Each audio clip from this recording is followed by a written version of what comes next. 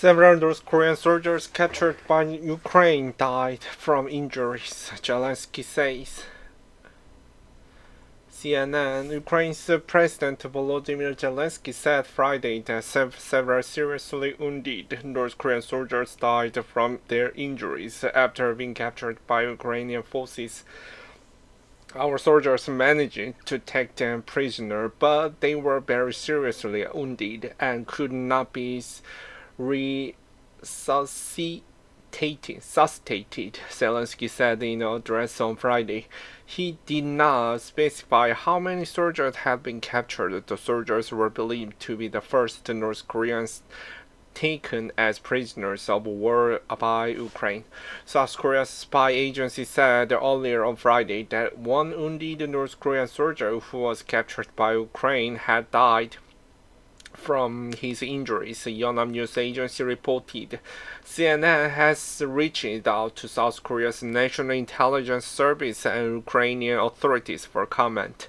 North Korean troops are believed to have suffered heavy losses while fighting for Moscow in Russia's western Kursk region, according to U.S. and Ukrainian officials. Ukraine launched its lightning incursion into Kursk in August, forcing Russia to divert troops to counter the threat.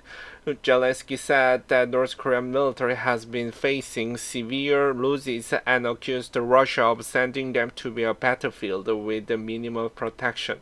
They have a lot of losses, a lot, and we see that the Russian military and the North Korean supervisors are not interested in the survival of these Koreans at all, he said.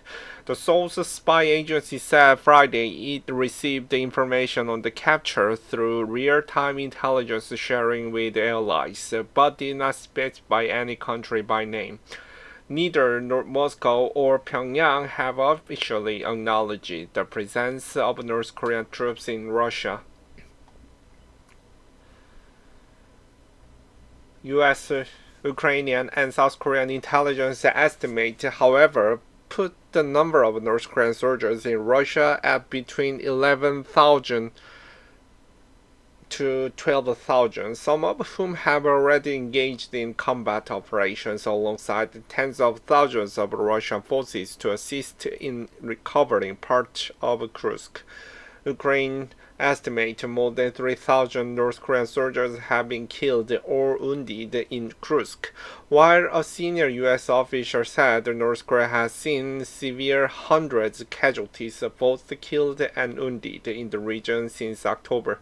A South Korean lawmaker said about 100 North Korean soldiers are believed to have been killed and almost 1,000 injured since being deployed to Kursk, citing the country's intelligence agency. Officials in Kiev have accused Russia of trying to cover up the involvement of North Korean soldiers on the battlefield. Earlier this month, the Ukrainian military said documents seized from 3 North Korean soldiers killed in Kursk were fake military identification documents with Russian names and birthplaces. Zelensky has said Russia is attempting to conceal the losses of North Korean troops on the battlefield, resulting to extreme tactics to disguise the identity of North Korean soldiers killed in combat. Russians are trying to literally burn the faces of North Korean soldiers killed in battle, Zelensky said in a statement on X on December 17, alongside a video purportedly showing Russian soldiers setting fire to the bodies of North Korean soldiers. The diesel risk of North Korea sending additional troops and military equipment to the Russian army, the Zelensky said after receiving a report from Alexander Szekeres, commander-in-chief of Ukraine's armed forces. On Friday, Russian President Vladimir Putin sent a letter to North Korean leader Kim Jong-un in which he wrote two countries will continue to implement the Comprehensive Strategic Partnership Treaty they signed in June, which includes the Mutual Defense Pact, Russian and North Korean state media reported.